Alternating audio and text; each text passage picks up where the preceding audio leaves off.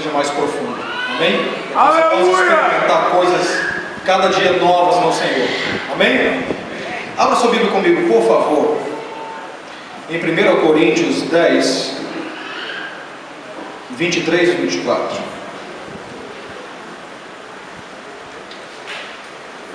Mas antes de nós lermos o texto, eu queria só te fazer uma lembrança, porque é uma lembrança importante para o que nós vamos falar. Parece que às vezes nós jovens, a gente se esquece, quase todos os cristãos, mas já que eu estou falando para jovens, a gente se esquece de que o Espírito Santo habita em nós, e de que Ele está conosco 24 horas por dia. Aí você diz assim, pastor, como é que eu posso me esquecer disso? Simples. Quando você diz assim, hoje pela manhã eu fiz meu devocional, eu orei e a palavra, tive meu momento com Deus. Quando você diz isso, você acabou de separar o que foi uma meia hora na presença de Deus como o seu momento com Deus. Agora o resto do seu dia é com você mesmo.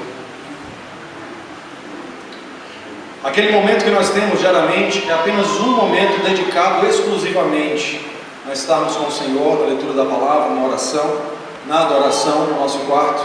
Quantos aqui sabem que o que Deus faz no seu quarto, Ele não faz aqui na congregação, e o que Ele faz aqui, Ele não faz no seu quarto? Isso é para você entender que tem muita gente que acha assim, eu fui para o culto de domingo, enchi o tanque para o próximo domingo. Acho que igreja é posto de gasolina.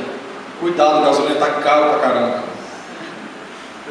E tem gente que fala, não vou para o culto, mas eu oro e leio a Bíblia em casa. Não adianta.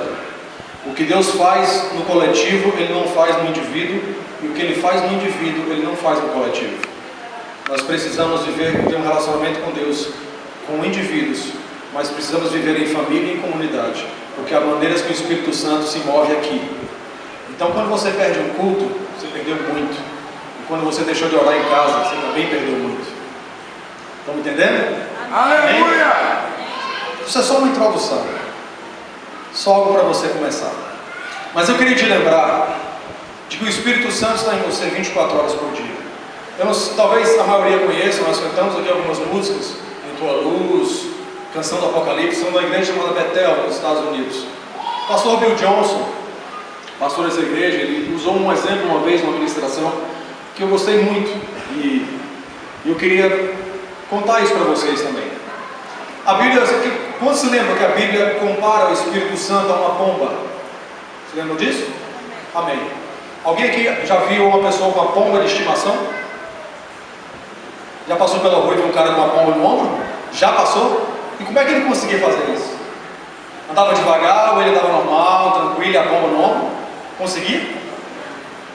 Não? Mas assim, ele conseguia andar normal sem a pomba voar, sem espantar a pomba? Conseguia caminhar na rua com ela no ombro? É uma coisa difícil, né? Exige treinamento pra caramba, porque a pomba é um animal extremamente arisco. Não é assim? A pomba é um animal que qualquer movimentozinho brusco que você faz, qualquer virada de olhar, ela já sai. É assim ou não é? E a Bíblia compara o Espírito Santo a uma pomba, a maneira como ele reage muitas vezes nas nossas vidas. E o pastor Bill Johnson falou isso, disse assim, imagine o seu relacionamento com o Espírito Santo como se você tivesse ele como em formato de pomba no seu ombro. Vou te dar 10 segundos para você tentar imaginar isso na sua cabeça, para você visualizar isso aí. Imagine uma pomba no seu ombro e você tem que andar com essa pomba 24 horas por dia. Você só coloca ela no puleiro na hora de dormir. Da hora que você levanta, da hora que você vai dormir, você anda para cima e para baixo com essa pomba no ombro. Conseguiu imaginar? Já deu? Não conseguiu? Vamos continuar, que você vai conseguir. Eu sei que é difícil, porque a gente já conhece o animal e sabe como são as reações dele.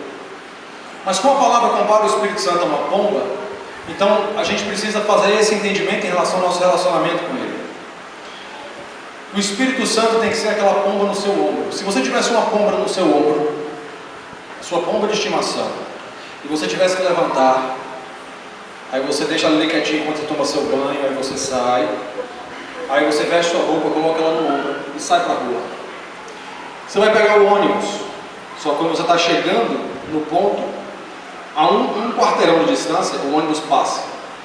Você tem duas opções: correr para alcançar e aí correr um risco sério dessa pomba voar, porque ela vai se assustar, ou continuar andando para que a pomba não se assuste, perder o ônibus e esperar o próximo. Estão conseguindo entender a dificuldade da coisa?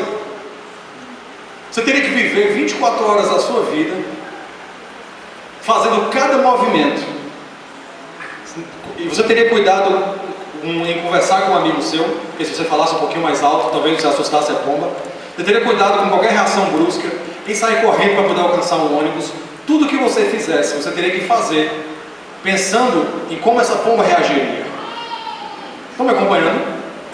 Eu sei que não é um exemplo fácil, mas é um exemplo que você vai entender e eu acredito que vai te ajudar bastante. Se você conseguir pensar na sua vida com o Espírito Santo, a respeito do Espírito Santo, com esse mesmo entendimento, isso vai mudar a sua vida por completo. Se você entender que Ele habita em você e que Ele reage a cada movimento seu, a cada palavra sua, e ainda mais, Ele reage aos seus sentimentos, Ele reage aos seus pensamentos, porque Ele é Deus vivendo em você, a sua vida como cristão muda. Sabe por que nossas vidas são comuns?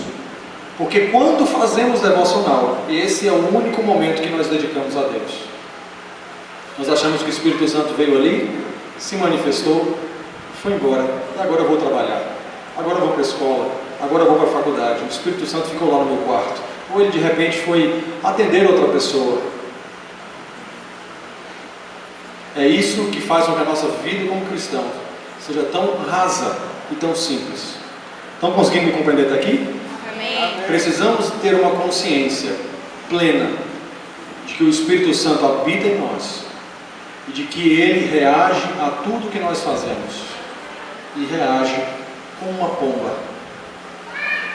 Por isso o apóstolo Paulo diz assim: não apagueis o Espírito, porque cada ação cria uma reação dele dentro de nós. Amém? Vamos continuar. Está com sua Bíblia aberta aí em 1 Coríntios.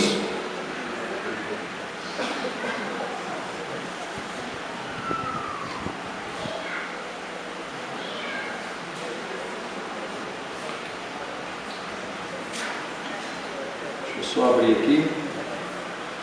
1 Coríntios 10, 23. Texto muito conhecido, mas muitas vezes mal interpretado. Diz assim: tudo é permitido, e algumas versões diz: tudo me é lícito, mas nem tudo convém. Tudo é permitido, mas nem tudo edifica. Ninguém deve buscar o seu próprio bem, mas sim o dos outros. Vamos continuar um pouquinho para frente. Como de tudo que se vende no mercado, sem fazer perguntas por causa da consciência, pois do Senhor é a terra e tudo que nela existe. Se algum descrente o convidar para uma refeição e você quiser ir, coma de tudo que for apresentado, sem nada perguntar por causa da consciência. Mas se alguém disser isto foi oferecido em sacrifício, não coma, tanto por causa da pessoa que o comentou, como da consciência, isto é, da consciência do outro, não da sua própria.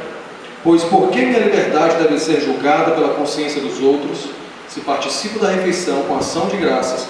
Por que sou condenado por algo pelo qual dou graças a Deus? Assim, preste atenção nisso, assim, quer vocês comam, quer bebam, quer façam qualquer outra coisa, façam tudo para a glória de Deus. Não se tornem motivo de tropeço nem para judeus, nem para gregos, nem para a igreja de Deus. Também eu procuro agradar a todos, de todas as formas, porque não estou procurando o meu próprio bem, mas o bem de muitos, para que sejam salvos. Amém? Mas eu quero voltar e ler com você mais uma vez o versículo 23 e 24. Tudo é permitido, mas nem tudo convém.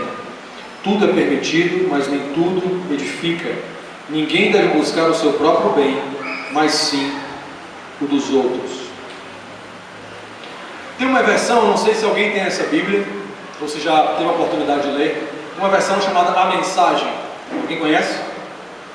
É uma paráfrase, é quase como uma romantização da Bíblia.